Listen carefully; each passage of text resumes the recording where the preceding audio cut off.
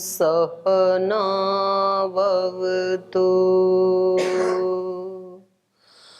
सहनौ भुनक्तु सह वीर्यं करवावहै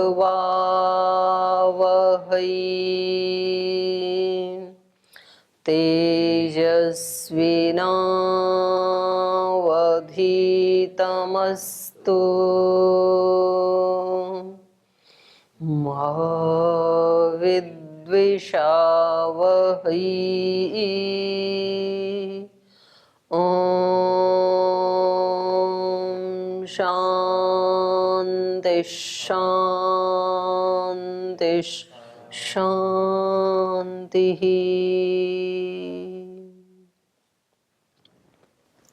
सूत्र पाठ। ओम अथ तृतीयोऽध्यायः तृतीयः पादः।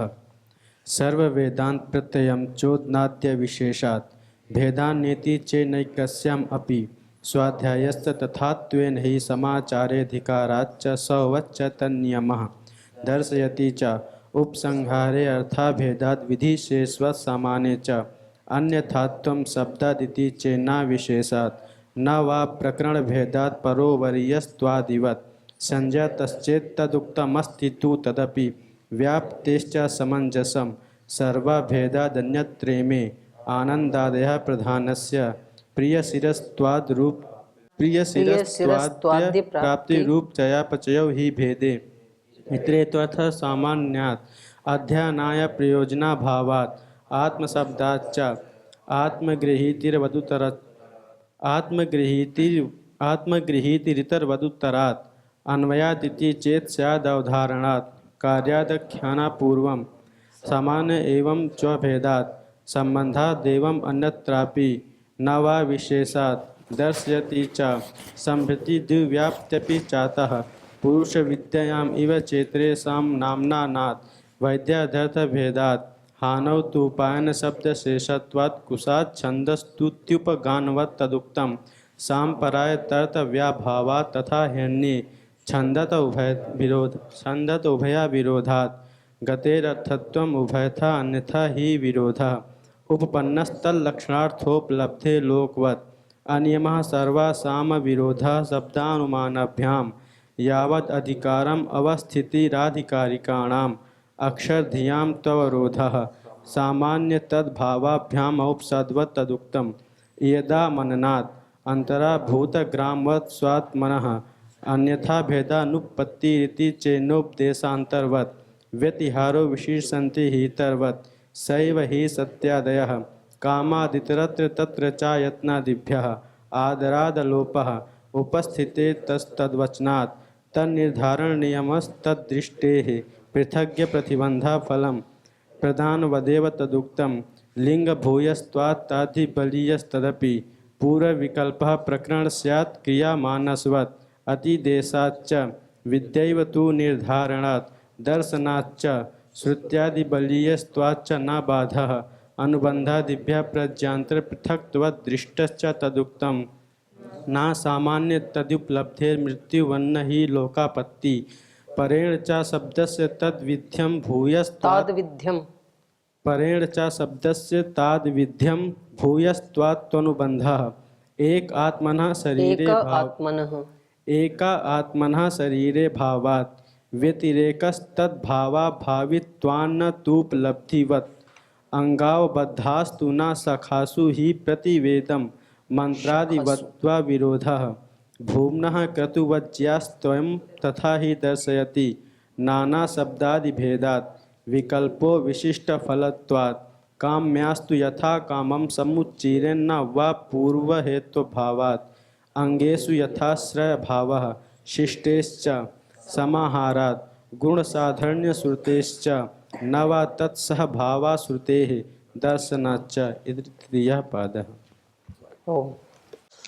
तृतीय अध्याय का वेदांत दर्शन के तृतीय अध्याय का तृतीय पाद पढ़ रहे हैं और जो उपासना का विषय है उपनिषदों में, वहाँ व्यतिहार भी किया जा सकता है, समाहार के साथ साथ व्यतिहार भी किया जा सकता है। तो इन्होंने दोष दिया था यहाँ पर कि आप जो व्यतिहार कर रहे हैं तो उसमें तो फल अलग अलग हो जाएंगे यदि व्यतिहार करेंगे तो इन्होंने कहा था कि ये भिन्नता तो एक में भी दिखाई देगी यदि हम समाहार व्यतिहार नहीं भी करें तो भी। न सामान्यात अपि उपलब्धिर मृत्युवत, मृत्यु के समान। मृत्यु के समान मतलब यहाँ पर इन्होंने अग्नि और सूर्य का उदाहरण दिया था कि यद्यपि दोनों एक ही अग्नि स्वरूप हैं लेकिन तो भी दोनों का कार्य अलग अलग है। और एक बात इन्होंने यहाँ बताई कि देखो ये जितने भी उपसंहार हैं, व्यतिहार हैं, या केवल अपने प्रकरण में जो पढ़ा है वो पूजा की विधियां हैं, उपासना की विधियां हैं, उसमें परेण च ताद विद्धे शब्द से, जो शब्द वहां पर शब्द प्रमाण है उस शब्द प्रमाण का परेण ताद विद्धे, उस पर ब्रह्म से तद विधि हो जाए यदि, तो ये उपासना का फल है। और इस शब्द विधि में भूयस्त्वात्तु अनुबंध, जितने हम अधिक उसकी उपासना करेंगे, अधिक उसके गुणों का चिंतन मनन करेंगे तो फल साधन वैसा ही हमें मिलेगा, अनुबंध। तो ये फल साधन आदि समाहार व्यतिहार करने से अलग अलग दिखते हुए भी अलग अलग नहीं है। भूयस्त्वात्तु अनुबंध माने उनके अधिक होने से भी, हम इधर से ले आए दूसरे गुण, समाहार कर लिया या व्यतिहार कर लिया किसी एक प्रकरण में, तो उससे अधिकता होने से तादविध्य ही बढ़ेगा, भगवान के साथ हमारा नैकट्य ही बढ़ेगा, उसमें फल में कोई अंतर नहीं आएगा। तो यहाँ तक पढ़ा था तो कुछ जी बोलिए। मेरा पीछे से पूछना है द्वितीय पाद से 30 नंबर सूत्र का। जो ज्यादा ही पीछे चले गए आप तीसरे में रहो भाई। पृष्ठ बोलो। 178 बोलिए। 30 नंबर सूत्र में जो न तस्य कार्यम करणम च विद्यते, इसमें मतलब मुख्य भेदवाद मतलब अद्वैतवाद और द्वैतवाद का खंडन। कहाँ किसका बोल? 30 नंबर सूत्र का। 30? हाँ जी। अंतिम 2 लाइन है। उसे मतलब कैसे हुआ, मतलब कार्य से अद्वैतवाद का खंडन कैसे हुआ और करण से द्वैतवाद का खंडन कैसे हुआ? तो ये तो एक बार फिर पढ़ना पड़ेगा ना, पीछे का प्रसंग देखना पड़ेगा, यहाँ क्या प्रसंग चल रहा है, प्रसंग क्या चल रहा है बताओ आप। प्रसंग है वो मुक्ति में मतलब आत्मा की स्थिति तब कैसे होता है, तो उन्होंने बताया मतलब प्रकाशाश्रय उसमें दिया ना, प्रकाश और उसके आश्रय की जैसे मतलब भेद अभेद दोनों ही होता है। तो उसमें फिर उन्होंने प्रतिषेध भी किया कि मुख्य अभेदवाद और द्वैतवाद मतलब दोनों का खंडन किया गया है इस मंत्र से, न तस्य कार्यम करणम च वेद्यते। हाँ अच्छा, ये श्वेतस्वतर का है। हाँ, न तस्य कार्यम करणम च विद्यते, माने उस परमात्मा का कारण का मतलब यहाँ लिया था उपादान कारण, परमात्मा का जो उपादान कारण के द्वारा कार्य रूप यदि मानो तो वो वैसा नहीं है, माने निमित्त कारण तो है ही। ये जो उपनिषद का वचन है ना, ये ईश्वर के ये कारण की कारण का खंडन कर रहा है। न तस्य कार्यम करणम च विद्यते, माने ये जो परमात्मा है उसका ना तो कोई वो ना तो कार्य रूप है और ना उसका कोई करण है जिसने उसको बनाया हो परमात्मा को। और फिर उस परमात्मा से भी ये जो जगत बना है वो भी इसका उपादान कारण नहीं है। ये जो सूत्र है प्रतिषेधाच्य मुख्य अभेदवादस्य विशिष्ट अभेदवादस्य च मोक्ष विषय प्रतिषेधात्, प्रतिषेध प्रतिपादनाच्य, प्रतिषेध का प्रतिपादन होने से स एव प्रकाश्य प्रकाश्य प्रकाशकौ प्रकाशौ इव व्याप्य व्यापकौ इव जीवात्म परमात्मनो भेद अभेद सिद्धांतो मोक्ष विषय मंतव्य आदरणीयश्च, कि उसमें परमात्मा का और जीवात्मा का जो भेद है वो कैसे मानना चाहिए, व्याप्य व्यापक का मानना चाहिए। मोक्ष में वो कैसे रहता है, तो ईश्वर तो व्यापक है और वो व्याप्य है, ठीक है, ऐसे होना चाहिए। प्रकाश्य प्रकाशको होना चाहिए यहाँ पर ना। प्रकाश्य तो वस्तु हो गई, नहीं प्रकाशो ही ठीक है। हाँ, प्रकाश और प्रकाश्य, एक तो ये प्रकाश है सारे कमरे में व्याप्त है, और एक प्रकाश्य आप हैं, तो ये सारे कमरे में प्रकाश है, ये तो ब्रह्म का प्रतीक हो गया। और आप जो हैं वो मोक्ष अवस्था में जीवात्मा का स्थान हो गया, तो ऐसे मानना चाहिए। तो ये कह रहे हैं ये प्रतिसिध्यते खलु श्रुतौ मुख्य अभेद विशिष्ट अभेदौ। अब यहाँ पर ये दो वो चल रहे थे ना, एक भेद, एक अभेद, एक विशिष्ट अभेद, तो उसका यहाँ पर प्रतिषेध किया जा रहा है। तो ये कह रहे हैं प्रतिषेध्यते खलु श्रुतौ मुख्य अभेद। मुख्य अभेद इनका है, वेदांत वालों का, हाँ अद्वैत वालों का, कि एक ही हो जाता है, तो उसका यहाँ पर एक ही नहीं हो सकता है वो, ये कहकर ये खंडन कर रहे हैं। मुख्य अभेद अविशिष्ट अभेदौ। अविशिष्ट अभेद मतलब जिसमें कोई विशेषता नहीं रहती है, जो जीव है वो ब्रह्म ही हो जाता है। अद्वैत की ही बात कह रहे हैं दोनों। मुख्य अभेद को ही कहा अविशिष्ट अभेद। विशिष्ट नहीं, मुख्य अभेद और विशिष्ट भेद, हाँ ठीक है, इन दोनों में हाँ समास हो रखा है, मुख्य अभेद में और विशिष्ट अभेद में।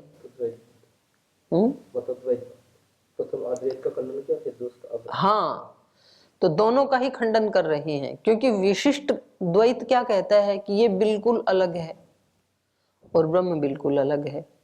जो द्वैतवाद या त्रैतवाद मानते हैं ये है, तो ये बिल्कुल अलग रहता है ऐसा भी नहीं है, क्योंकि बिल्कुल अलग तो अभी भी है। तो मोक्ष में फिर क्या फायदा हुआ यदि बिल्कुल अलग ही है तो, और बिल्कुल एक हो जाता है ऐसा भी नहीं है। तो इसका ये प्रमाण दे रहे हैं, न तस्य कार्यम करणम च विद्यते। तो इससे क्या पता लग रहा है कि वो जो ब्रह्म है वो ना तो कार्य रूप है और ना उसका कोई कारण है,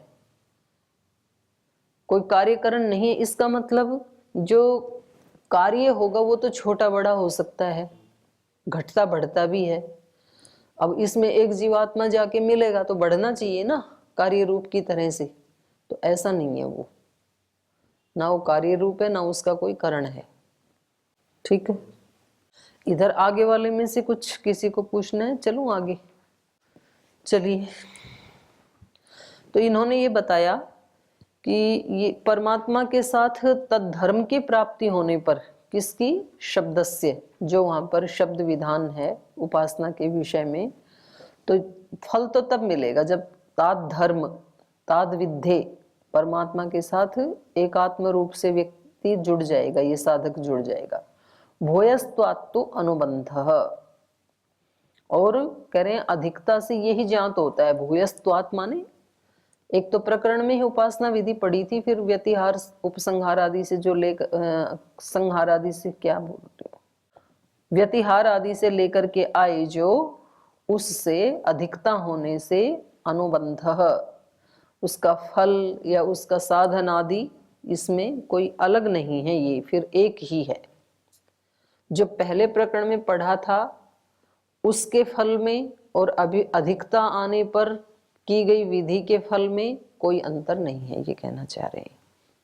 तो भिन्न भिन्न प्रकरणगतानां परमात्म उपासनानां अनुबंध फलम प्रयोजनम तु न भिन्नम भिन्नम किंतु एकमेव तच्च परेण तद्विद्धे, परेण आत्मना परमात्मना सह तद्विद्धे तद्विधत्वे तत्सादृश्ये तद्धर्मे तद्धर्म अवाप्तौ अस्ति। कुतः? शब्दस्य भूयस्त्वात्। अत्र विषये शब्द प्रमाणस्य बाहुल्यात् प्राचुर्यात् आधिक्यात् सन्ति ही श्रुतयः बहवः परमात्म साम्य फल प्रदर्शिका।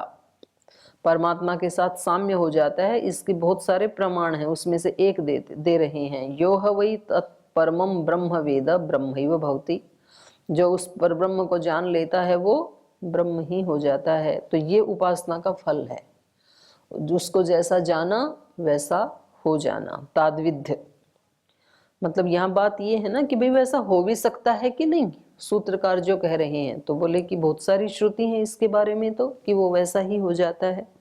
यो है वही तत्परमं ब्रह्म वेद ब्रह्मैव भवति। फिर आगे कह रहे हैं यदा पश्यते रुक्म वर्णम कर्तारम ईशम पुरुषम ब्रह्म योनिम। यदा पश्य, जब ये दृष्टा रुक्म वर्णम कर्तारम ईशम पुरुषम पश्यते, इन इन विशेषण वाले उस ब्रह्म को जब देखता है, ब्रह्म योनिम, वो जो ब्रह्म सब का कारण है। तो ब्रह्म का अर्थ यहाँ वेद भी ले सकते हैं, विराट भी ले सकते हैं, जो इस सारे वेद का कारण है या इस सारे विराट संसार का जो कारण है, उसको जब देख लेता है तो तदा विद्वान पुण्य पापे विधूय निरंजनः परम साम्यम उपैति। तब ये विद्वान पुण्य और पाप दोनों को विधूय हटा करके परमम साम्यम उपैति, तो परमात्मा से परम साम्य हो रहा है इसका। तो ताद विधि के ये क्या है, उदाहरण है ये। अब ये प्रकारांतरेण उपासना विषय आक्षेप क्रियते। तो पूर्व पक्षी ने जो दो आक्षेप लगाए थे, तो दोनों का समाधान हो गया। उन्होंने क्या कहा था पूर्व पक्षी ने कि आप यदि इधर उधर से लाके जोड़ते हो तो फल में अंतर आ जाएगा ना। तो इन्होंने व्यतिरेक से उसका उत्तर दे दिया कि भाई इतनी भिन्नता तो एक विधि में भी होती है फल की। एक विधि से जो उपासना करते हैं उन सबको भी एक जैसा फल नहीं मिलता है, तो इतनी भिन्नता तो एक में भी हो ही जाएगी। तो ये कोई कारण नहीं है, तो इसका समाधान कर दिया। अब ये एक दूसरे ढंग से आक्षेप कर रहे हैं। प्रकारांतरेण उपासना विषये आक्षेप क्रियते। उपासना के विषय में दूसरी प्रकार से आक्षेप कर रहे हैं। एक आत्मनः शरीरे भावात्, ये कह रहे हैं एके आत्मनः। एके, कुछ लोग ऐसा मानते हैं, कुछ सिद्धांत वाले ऐसे मानते हैं, आत्मनः शरीरे भावात्। ये ऊपर जो इन्होंने कहा था ना कि भाई तादविध्य होना चाहिए, तद धर्म की प्राप्ति होनी चाहिए, ब्रह्म भाव की प्राप्ति होनी चाहिए उपासना में। तो बोले वो तो संभव ही नहीं है। क्यों संभव नहीं है? एक ये जो आत्मा को न मानने वाले लोग हैं, अनात्मवादी बौद्धादि, तो उनका क्या मानना है, आत्मन शरीरे भावात्, आत्मा के शरीर में होने से। आत्मा तो शरीर में ही होता है, तो यहाँ ये क्या कहना चाह रहे हैं, आत्मा के शरीर में होने से मतलब है आत्मा ही शरीर होने से। ये कह रहे हैं कि आत्मा कोई अलग थोड़ी शरीर है, और शरीर तो यहाँ जल जाता है, वो मोक्ष में ईश्वर के साथ तादात्म्य कैसे करेगा? तो संभव ही नहीं है ना। हाँ, शरीर को, क्योंकि अनात्मवादी जो आत्मा को तो मानते ही नहीं, तो वो कहते हैं शरीर ही सब कुछ है, इसको आप चाहे मन कह लो, प्राण कह लो, आत्मा कह लो, जो भी कह लो। तो यहाँ पर ये पंक्तियां, मतलब शब्द तो ऐसे हैं, शरीरे आत्मनः भावात्, आत्मा के शरीर में होने से। तो आत्मा तो शरीर में ही रहता है सिद्धांति के पक्ष में भी, पर यहाँ उसका ये अर्थ नहीं है। यहाँ है आत्मा के शरीर ही होने से। शरीर में होने का मतलब ये है कि ये शरीर ही आत्मा है, और शरीर तो नष्ट हो जाता है, तो शरीर का तो तादविध्य हो नहीं सकता है। एके आत्मन शरीरे भावात्, एके जने को खोला अनात्मवादी न, जो आत्मा को मानने वाले नहीं हैं, वो आत्मनः जीवात्मनः शरीरे भावात्, वो कहते हैं आत्मा के, आत्मनः आत्मा के, उसी को खोला जीवात्मनः, ये जो जीवात्मा है इसके शरीरे भावात्, शरीर में होने से, अर्थात अन्यत्र शरीरा भावात्, शरीर से भिन्न न होने के कारण। अर्थात आत्मा क्या है, शरीर ही है, शरीर से भिन्न नहीं है। यतः शरीरे ही तस्य प्राण चेष्टन जत्वादि गुणा उपलभ्यन्ते, क्योंकि आत्मा के जो गुण आप बता रहे हैं, प्राण, चेष्टन और जत्वादि माने ज्ञानत्वादि, ये सारे गुण कहाँ उपलब्ध होते हैं, शरीर में उपलब्ध होते हैं। न शरीराद अन्यत्र लिंगम दृश्यते, ये जो आत्मा के दृश्य लिंग बताए हैं, इच्छा द्वेष प्रयत्न सुख दुख ज्ञानानि आत्मनो लिंगम आदि जो बताए हैं, ये कहाँ दिखाई देते हैं, शरीर में ही दिखाई देते हैं। शरीराद अन्यत्र लिंगम न दृश्यते, आत्मा के लिंग लक्षण दिखाई नहीं देते शरीर से भिन्न। तस्मात् शरीराद व्यतिरिक्तो भिन्नो वा आत्मा नास्ति। इसलिए शरीर से अतिरिक्त या शरीर से भिन्न कोई आत्मा नहीं है, ये शरीर ही आत्मा है। पुनः उपासनया परमात्मना सह ताद्विध्यम तत्सादृश्यम मोक्षश्च कस्य भवेत् इति आक्षिप्यते।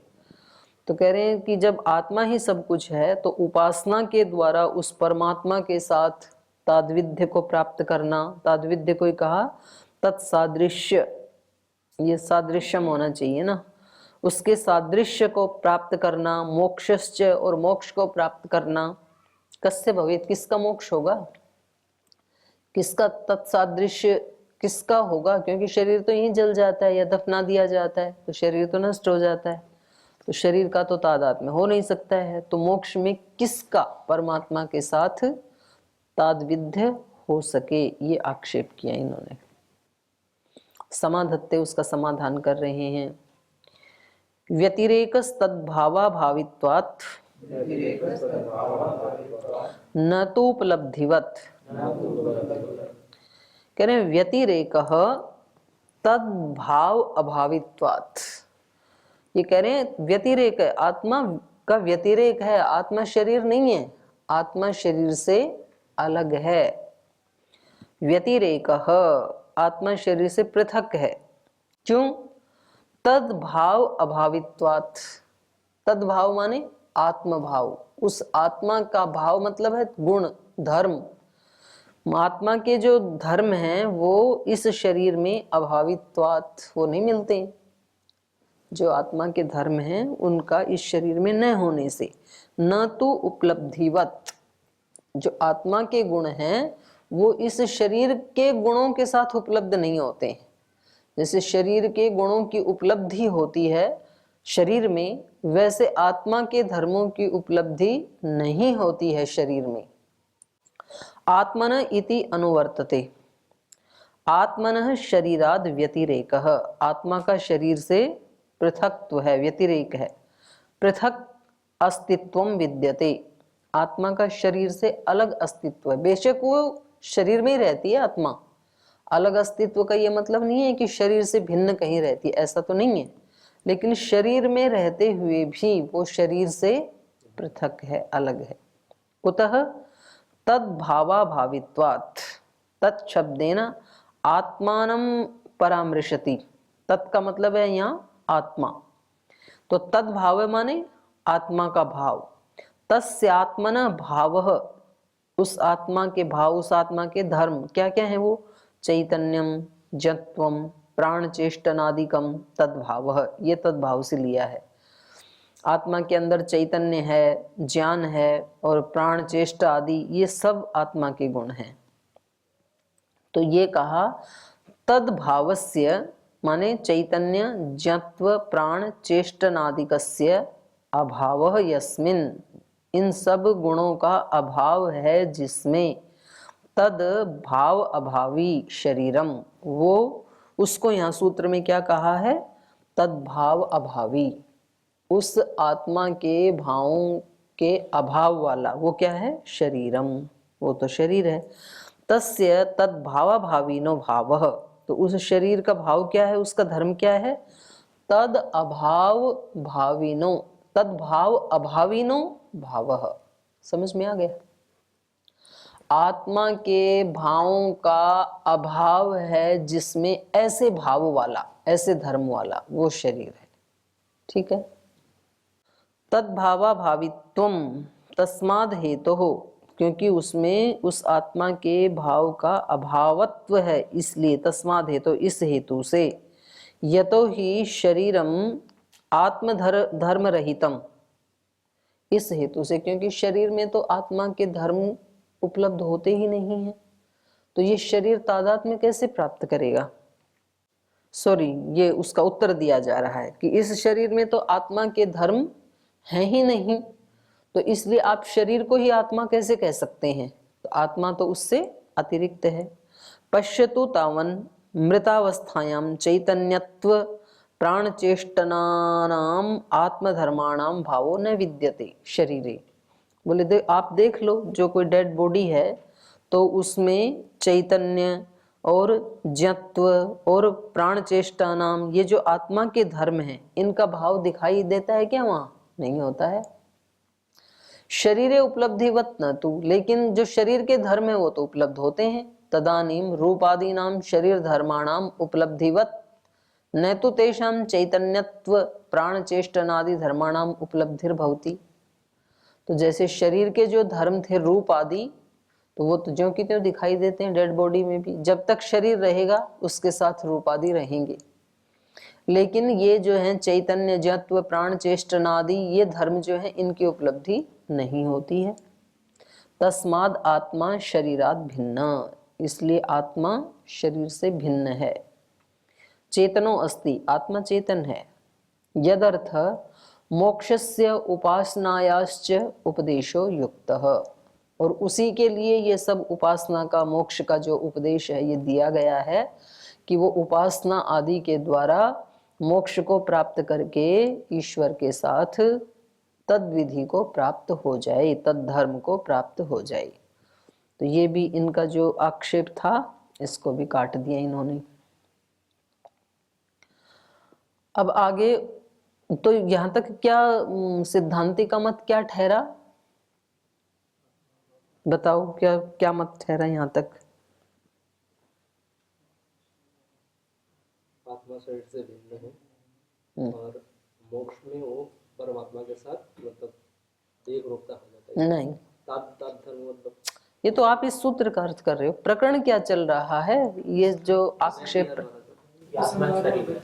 हाँ ठीक बोल रहे हो, ठीक से बोलो, यहाँ तक ठीक है। मतलब परमात्मा के गुणों का उपसंहार और व्यतिहार से मतलब सादृश्य, कोई दोष नहीं आएगा, ये बोलो। उपसंहार व्यतिहार करना उपासना की पद्धति में कोई दोष नहीं है, माने कर सकते हैं, ठीक है, ये सिद्धांत तो स्थापित हो गया। अब आगे कह रहे हैं उपासनायाम गुणानाम उपसंहार व्यतिहारौ समाप्तौ। अब ये प्रकरण तो यहाँ समाप्त हो गया कि उपासना में परमात्मा के गुणों का उपसंहार और व्यतिहार कर लेना चाहिए। तो ये सिद्धांत तो स्थापित हो गया, इसलिए ये यहाँ समाप्त हो गया। इदानीम उपासनायाम कर्मोपसंहार विषय प्रवर्त्यते। अब ये आगे कह रहे हैं कि उपासना में कर्मों का भी उपसंहार कर लेना चाहिए। अभी तक क्या था? गुणों का उपसंहार, वचनों का उपसंहार, शब्दों का उपसंहार। अब ये कह रहे हैं उन शब्दों से जो विधियां की जाती हैं, कर्म किया जाता है, उस कर्म का भी उपसंहार कर लेना चाहिए। अंगावबद्धास्तु न शाखासु ही प्रतिवेदनम। तो ये कह रहे हैं अंग अवबद्धास्तु, अंग के रूप में जो क्रियाएं बंधी हुई हैं, उसके साथ जुड़ी हुई हैं। देखो, एक होता है अंगी, एक होता है अंग। तो जैसे उपासना का जो संपूर्ण एक किसी प्रकरण में विधान किया है वो तो हो गई अंगी उपासना, और उसमें से कुछ ले लें तो वो कहेंगे अंग उपासना। जैसे हम संध्या करते हैं और मानो उसमें से आपने केवल मनसा परिक्रमा वाले मंत्र ले लिए, तो ये क्या हो गई? अंग उपासना हो गई, संपूर्ण उपासना नहीं हुई। या फिर हम यज्ञ करते हैं तो उसमें से हमने केवल जो 5 घृताहुति हैं, बस हम तो इतना ही देंगे जी, तो ये क्या हो गई? अंगोपासना। या हम केवल 3 जो सूर्य ज्योति सूर्य उतना ही देंगे। तो ऐसे एक होता है अंग, एक अंगी। तो ये कह रहे हैं अंग अवबद्धास्तु न शाखासु ही प्रतिवेदनम। अंग के रूप में एक दूसरे से जो संबद्ध हैं, न शाखासु ही प्रतिवेदनम, केवल शाखाओं में ही उपासना की विधि करनी चाहिए और अंगी में नहीं करनी चाहिए, ये उचित नहीं है, ऐसा नहीं मानना चाहिए। माने अलग अलग जो शाखाएं बनी हैं कर्मकांड के लिए, ब्राह्मण ग्रंथ, आरण्यक, तो ये क्या है? ये हैं वेद में जो विधियां बताई, उनके एक एक अंग को लेकर के फिर वहां विधान कर दिया। क्योंकि वेद में तो पूरा विराट अंगी का, उपासना अंगी रूप का वर्णन है, और इसके जो अंग हैं वेद के, ब्राह्मण ग्रंथ और आरण्यक ग्रंथ, तो उनमें एक एक अंग के बारे में कहा है।